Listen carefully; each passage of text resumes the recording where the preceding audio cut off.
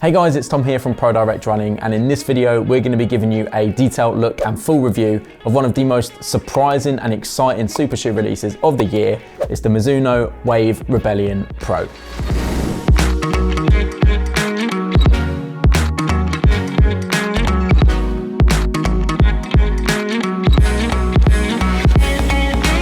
So first of all, if you're watching this and you're seeing Mizuno and super shoe in the same sentence and you've got your reservations, I completely understand, and to be honest, I probably would have been in the same boat until I got my feet in a pair of the WAVE REBELLION PRO.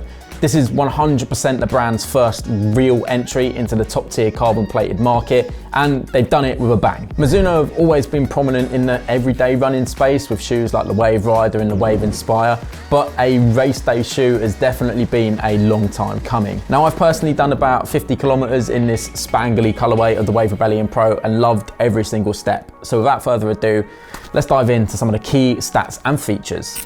This is undoubtedly one of the most outrageous looking shoes you'll ever see in your life. The geometry is so aggressive and exacerbated in every way, but the shoe actually feels very natural and comfortable on foot, which we'll get to in a little bit.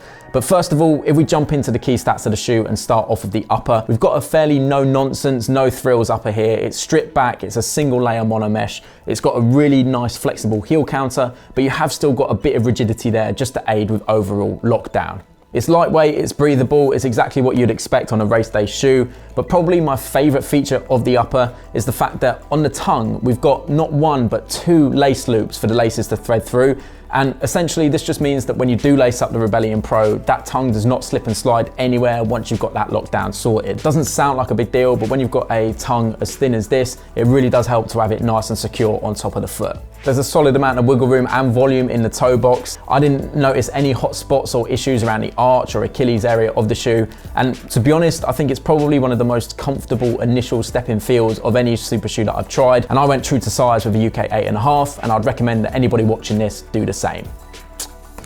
Now, I really don't know where to start when it comes to the midsole of this thing. There's a lot going on, so let's jump into it. First of all, I should mention that despite appearances and with some fairly clever measuring from Mizuno, the WAVE REBELLION Pro does come in under the 40mm legal stack height limit. We've got 39mm in the heel and 33mm in the forefoot for a 6mm drop.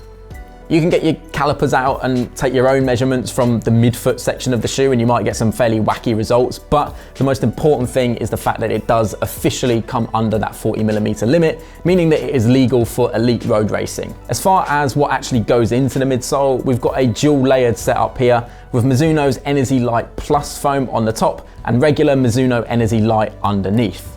The Energy Light Plus foam up top is soft, lightweight, responsive, bouncy, all of the things that you'd want to find in a bona fide super foam, whereas the regular Energy Light below it is just that little bit firmer and more robust. Essentially, the main reason why we've got a softer foam up top and a firmer foam underneath is so that when you first make impact with the ground, you get an instant, really nice, soft, squishy experience underfoot before hitting that slightly firmer foam and being propelled forwards down the road. Now, obviously, as you might expect with any super shoe, we have got a full-length plate in the WAVE REBELLION Pro. However, it is not 100% carbon, and it's actually a carbon nylon blend, which ultimately just makes it that little bit more flexible.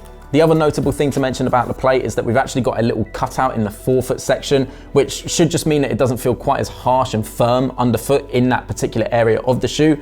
And we've also got a slightly thicker section in the midfoot area, which should aid with stability. Taking a look at the outsole, again, it's a part of the shoe which really shines. You've got a nice amount of coverage here of G3 rubber, which is essentially just a super durable and grippy compound. And the fact that you've almost got little lugs throughout mean that grip in wet surfaces is fantastic. That aside, the most visually striking element of the outsole of the WAVE REBELLION Pro is these canyon-like cutouts.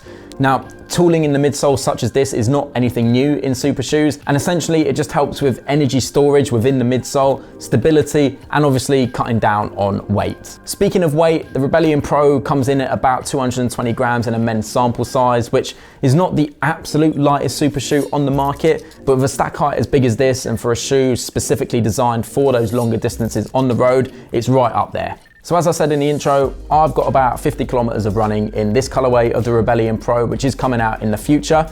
And the first run that I took it on was about a 5 mile steady / tempo effort, about 550 per mile, 335 per kilometer. And the conditions were absolutely horrendous for this run. It was pouring with rain, quite slick underfoot. And I've got to say that the traction was fantastic throughout. From appearances, I was expecting an incredibly aggressive and perhaps uncomfortable ride, but I've got to say it felt super smooth underfoot, and I finished that run feeling like I could keep going for a lot longer, which is exactly what you want from a marathon race day shoe.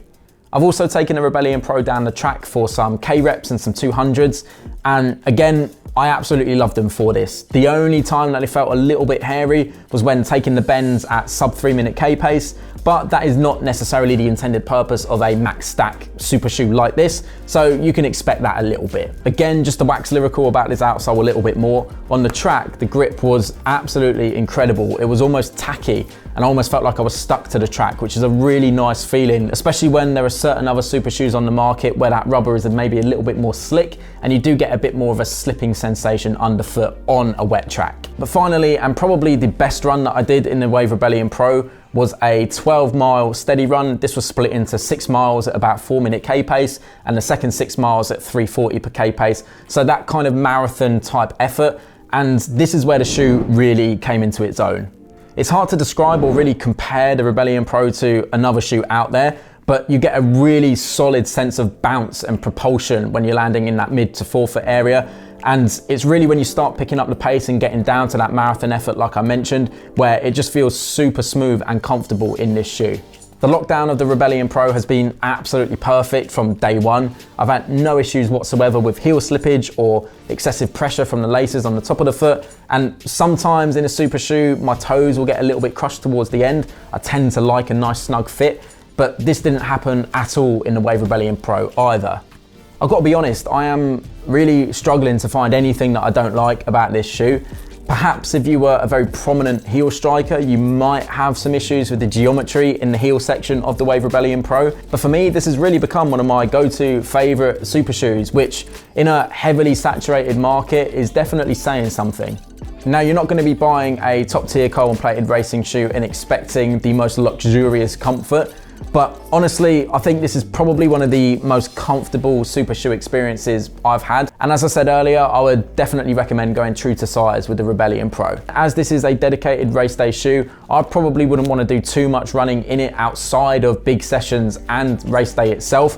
You don't want to be doing jogging in this shoe. This is not one of those versatile super shoes that you can get away with doing a bit of daily training in. Save this one for your fastest days, your big sessions, and your races. In conclusion then, I am very, very excited about what Mizuno have done with the Wave Rebellion Pro, and I wouldn't hesitate at all to race in it from distances from 5K up to the half marathon. I think for the full marathon distance, I still might prefer something with a little bit more of a soft compressive feel underfoot rather than the more direct experience that you get in the Wave Rebellion Pro. But having said that, I could still absolutely toe the start line of a marathon in the Rebellion Pro and not feel as though I was at a disadvantage compared to other brands out there. Anyway, that's going to do it for this full review of the Wave Rebellion Pro. As always, I'm super curious to know what you think of the shoe, so let me know in the comments down below. Drop us a like if you enjoyed today's video, subscribe to the channel and turn your notifications on so you never miss a future upload. And if you want to get your feet in a pair of the Mizuno Wave Rebellion Pro, you can do so right now at Pro Direct Running.